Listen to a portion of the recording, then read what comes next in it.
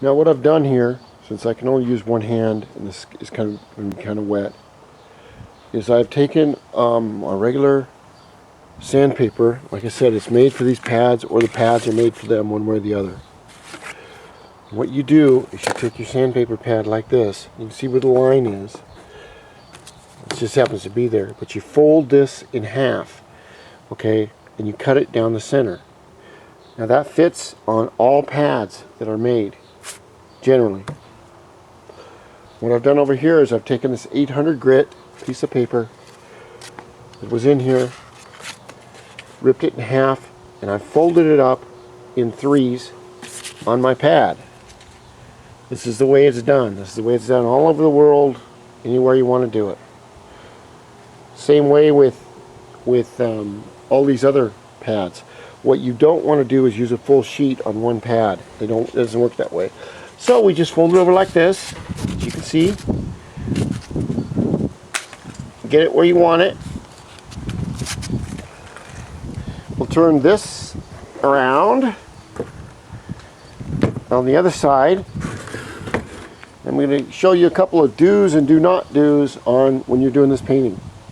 One thing is, if you're painting, like say this is a car panel, you want to go always that way or this way. You can go that way and this way, no problem. You don't want to go up and down and this way. And the worst thing you can ever do if you're painting a car painter is to go in circles. Never, ever, ever sand in circles, ever. Because that is the easiest way that after the clear is put on, it'll really show up and look like crap.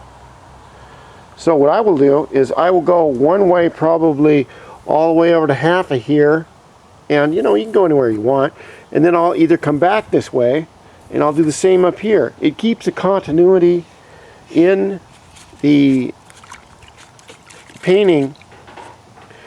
And like I said, this is still hot. It's been sitting in there. You want to get your piece, whatever you're working on. I have to do this by hand. I want to show you a little bit of the blocking, if I can. What I'm going to do here is, since this was painted last year, you can see it starts to come off, and you just dip it back in, and you can also go over it with a wet rag.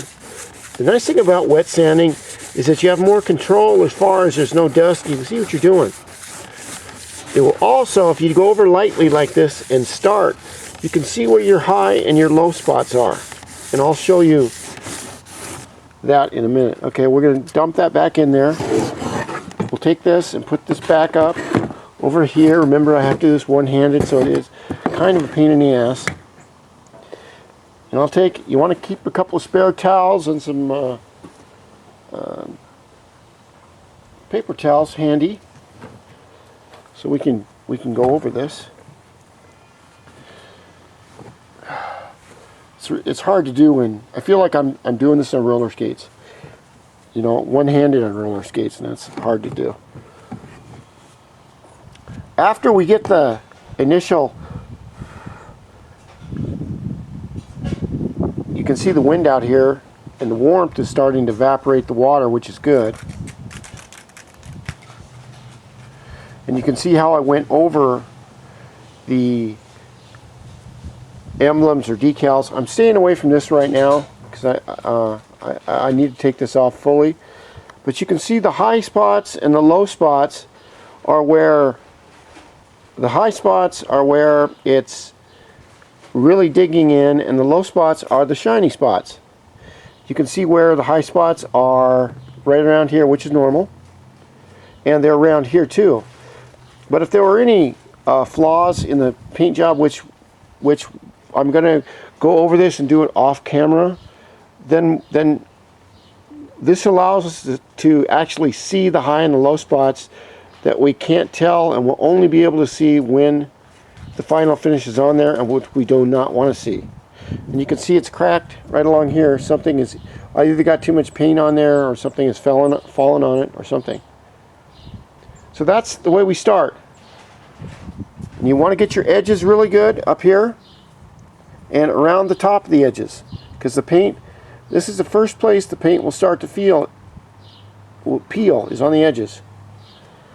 So I'm going to sand some more on this without the camera on, and we'll see some high and low spots and go from there.